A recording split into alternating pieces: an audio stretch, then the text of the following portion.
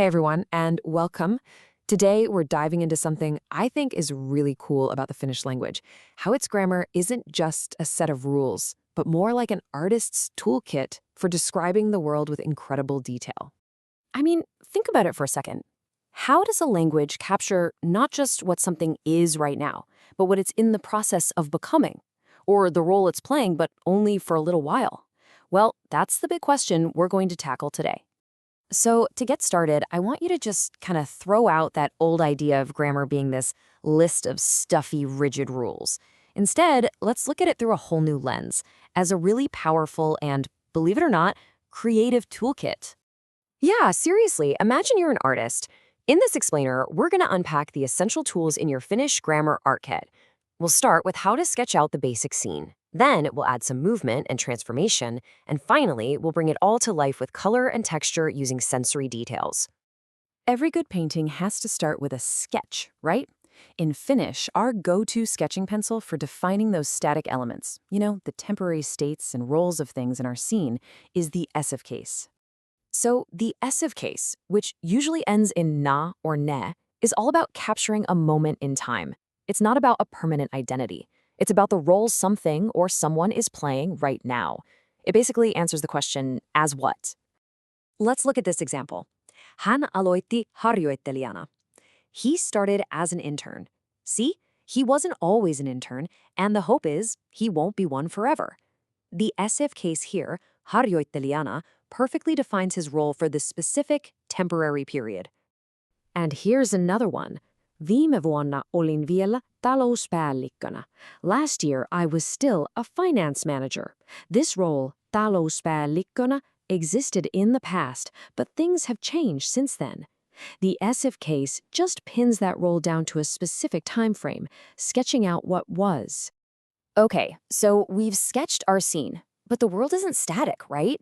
Things are always changing, transforming, and they have a purpose. So let's grab our next tool, the translative case, which adds that crucial element of movement.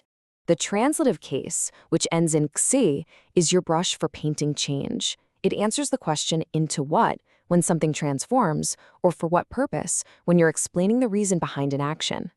This is where our picture really starts to come alive. Now, check out this comparison. It makes it so clear.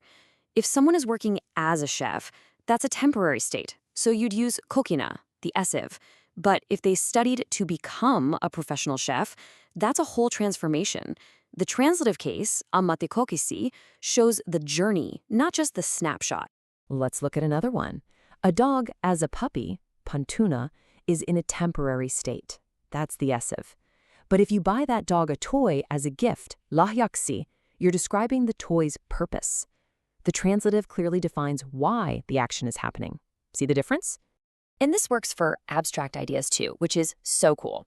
Nuorena, or when young, describes a temporary state you were once in, but growing wiser, viisamaksi. That's a transformation over time. So if you remember one thing, it's this.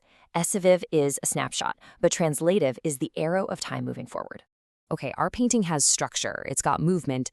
Now it's time for the best part. Let's add the rich, vibrant details, the color and texture, by talking about sensory experiences. Finnish has this incredibly direct and, honestly, elegant way of describing the world through the senses.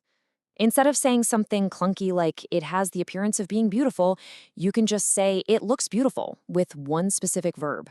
Let's check them out. Here they are, the 5 core sensory verbs. For sight, you've got näyttää. For physical touch, it's tuntua. For smell, tuoksua. For taste, maistua. And for sound, kuulostaa. It lets you describe things so powerfully. The forest looks beautiful. The coffee smells delicious. It's just so efficient. Now, here is a pro tip, and this is a really common point of confusion for learners. Tuntua is for physical feeling, like a spiky cactus feels spiky. But if you're talking about an emotion, like feeling sad, you don't use a sensory verb at all. You just state it directly. Minä olen surullinen. I am sad. That is a key distinction that'll make you sound way more natural. And here's one last little tool for describing texture and state. To talk about something being in a certain state like being frozen, Finnish often uses the verb to be with the inessive case. So, the lakes are frozen becomes järvet ovat jäässä. It's just another beautifully precise way to paint a specific picture. So, we've gone through the whole toolkit, our sketching pencil, our brushes for movement, and our palette of sensory colors. Now, let's put it all together and see what our finished picture can actually look like.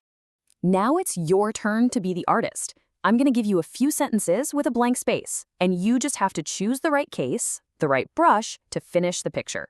You ready? Okay, first one, olin eilen sairas. And the word is sairas, which means sick. So are we describing a temporary state or a transformation? It's a temporary state, right? So we need the essive. Sairan a. Yesterday I was sick. You got it. All right, next up. Laivan tämän kakun syntymäpäivä. And the word is syntymäpäivä, birthday. I am baking this cake. For what purpose? We're defining the reason for the action. That calls for the translative case. Syntymäpäiväksi, as a birthday cake. Perfect. And the last one, vesi kiehuu höyry. And the word is höyry, which is steam. The water boils and turns into what? That is a textbook transformation. So again, we use the translative höyryksi, into steam. See, you've totally got this. So let's do a quick recap of your new descriptive toolkit. You've got the essive case, which is your pencil for sketching the scene, defining those temporary roles and states. You've got the translative case, your brush for adding life and movement, showing change and purpose. And you have your sensory verbs, the color palette for adding rich texture to your descriptions. With these grammatical tools, you're not just stating facts anymore. You're actually painting pictures with words, capturing the dynamic, changing, sensory nature of the world around you. So really, the only question left is, now that you have the brushes, what kind of world are you going to describe?